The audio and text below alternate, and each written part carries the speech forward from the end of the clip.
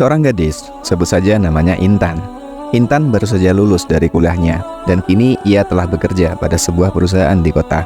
Ia memilih untuk belajar hidup mandiri dan menyewa rumah sederhana di pinggiran kota. Bersebelahan dengan rumah yang disewanya adalah rumah seorang ibu miskin yang hidup dengan 2 orang anaknya. Karena kesibukan pekerjaan, Intan gak pernah peduli dengan tetangganya yang miskin itu.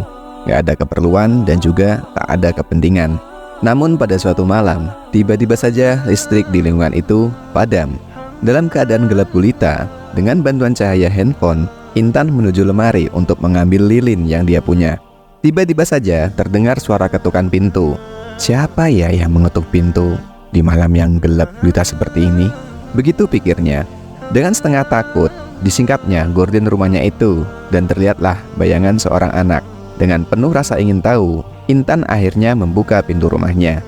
Ternyata anak itu adalah anak dari ibu miskin, tetangga di sebelah rumahnya. Anak itu bertanya dengan wajah cemas, Kakak punya lilin nggak?"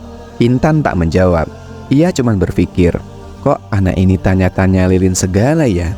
Jangan-jangan dia mau minta lilin. Jangan dikasih, nanti malah jadi kebiasaan. Terus-terusan minta ini, minta itu, makin ngelunjak. Biasanya kan orang miskin gitu.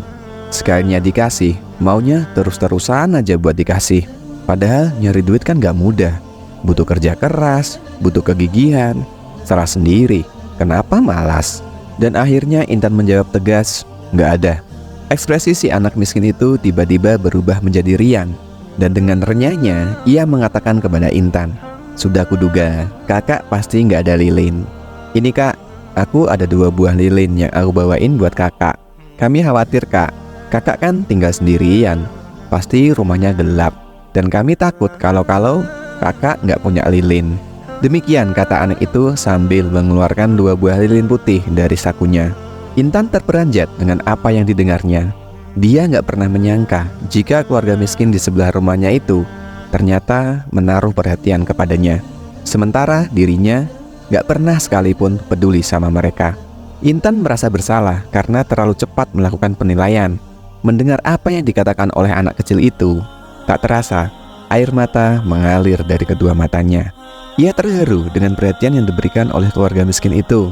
Lalu dipeluknya anak kecil itu erat-erat. Dengan rasa menyesal, Intan meminta maaf karena telah salah menilainya tadi.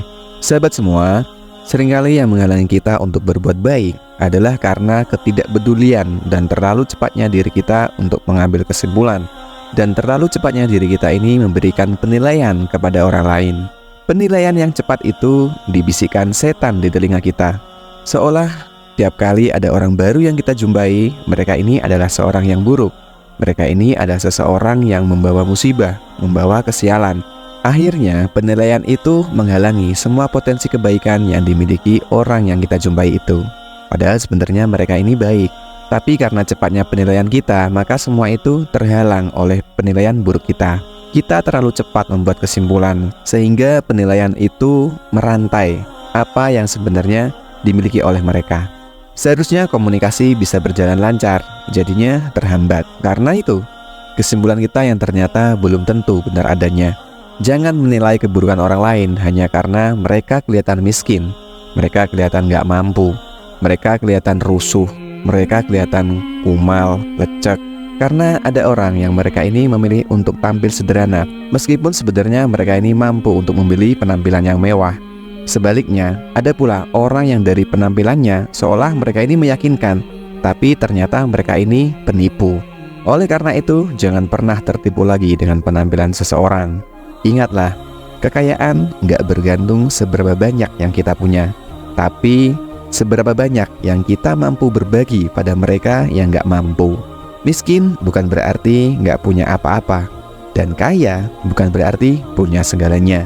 Hari ini kita mungkin di atas tanah, tapi esok, lusa, setahun lagi, 10 tahun lagi, 100 tahun lagi, pastilah tanah yang ada di atas kita. Hidup hanya sekali, jadi buat apa kita menyombongkan diri? Muliakanlah orang yang Anda jumpai, siapapun dia. Lapangkanlah hati untuk menerima keunikan orang lain, seberapapun anehnya bentuk mereka.